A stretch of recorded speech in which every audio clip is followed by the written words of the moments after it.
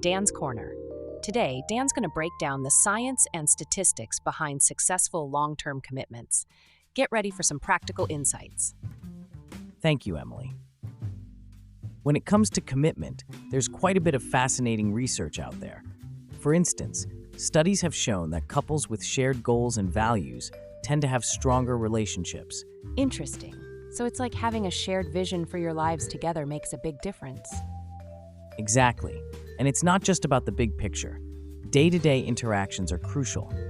Positive reinforcement, like expressing gratitude for each other, is statistically proven to boost relationship satisfaction. I love that. A simple thank you can go a long way, huh? Certainly. Another critical factor is effective communication. It's not just about talking, it's listening.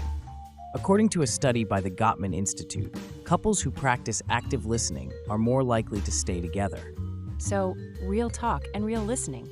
It makes sense, but I bet it's not always easy in the heat of the moment. That's true, but that's where the concept of repair attempts comes into play. When conflicts arise, successful couples find ways to de-escalate and resolve them, often using humor or showing empathy. Oh, employing a little bit of humor sounds like my kind of strategy. But I can see how empathy is super important too. And let's not forget the importance of maintaining individual identities. Personal growth and having your own passions can actually enhance the commitment in your relationship. Right, it's all about balance, being a team, but also cheering each other on as individuals. I think that's a wrap for Dan's Corner. Thanks for those insights, Dan. Of course, Emily. And for our listeners, remember that while the science provides a roadmap, the journey of commitment is unique for every couple. Stay curious and stay committed. Hey, Love Labyrinthers. It's our favorite time of the episode, where I jump into the heart of your thoughts and feelings on commitment. Let's get straight into the fabulous questions you've sent through social media. Yes, and we've got some compelling inquiries that I believe will shed more light on what people think about commitment today. Let's tackle the first question.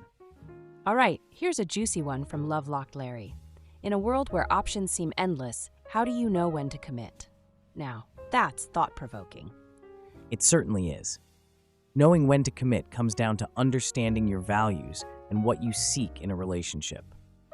If your relationship aligns with those and you consistently choose each other, that's a pretty good sign. I love that, Dan. It's all about the feels and the reals, folks. Let's keep the good vibes rolling. Next question comes from @ForeverFlirtyFran. Does commitment mean the same thing to everyone? Definitely not. Commitment is subjective. For some, it's marriage. For others, it's a dedicated dating relationship. It's essential to communicate and ensure you and your partner are on the same page. Communication for the win. All right, last one for today from @BondedBenny. With so many relationship models out there, how do you make commitment work in a non-traditional partnership? Non-traditional partnerships require the same foundational elements as any other relationship: communication, respect, and trust. Define what commitment means within your dynamic and honor it. Boom, you nailed it. Whether your love is by the book or off the beaten path, it's your book to write. And that wraps up our Emily's engagements for today. You all have given us so much to think about. Thanks for engaging with us. Your perspectives are invaluable, and they help make the Love Labyrinth a rich journey for all of us. And just like that, we've arrived at the end of our commitment episode. Whew, what a journey. I've laughed, I've taken notes, and I might have even shed a tear or two. How are you feeling, Dan? Feeling informed and impressed, Emily. We've covered the spectrum of commitment, from its definition to the strategies that help maintain it. But I think what's most important is what our listeners take away from today's discussions. Absolutely, Dan. We dove into some pretty complex waters, but I hope we've given everyone something to anchor onto. From our expert advice to the heartfelt stories shared by our listeners, there's so much richness in today's takeaways. Richness and diversity. Commitment isn't a one-size-fits-all scenario. It's tailored to each relationship, and as we learned today, it requires flexibility, understanding, and most importantly, communication. Communication. Yes, and let's not forget about trust and a dash of humor. We can't take ourselves too seriously, or we might miss the joy in the journey of commitment. Speaking of the journey, I found the listener stories particularly impactful. Hearing real-life experiences provides a context that is invaluable. It's these shared experiences that really bring the topic of commitment to life. Couldn't agree more. And how fun was it to engage with our audience live on social media, feeling the pulse of what commitment means to so many different people? It was fascinating. And as we wrap up, I want to reiterate the importance of the strategies we discussed today. Whether it's setting shared goals, celebrating small victories, or simply checking in with your partner, these actions build a stronger bond. They really do.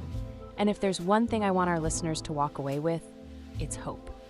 Hope that commitment, while sometimes challenging, is incredibly rewarding and absolutely achievable. Right, Dan?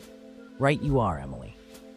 With the right tools and mindset, our listeners can navigate the labyrinth of love with confidence.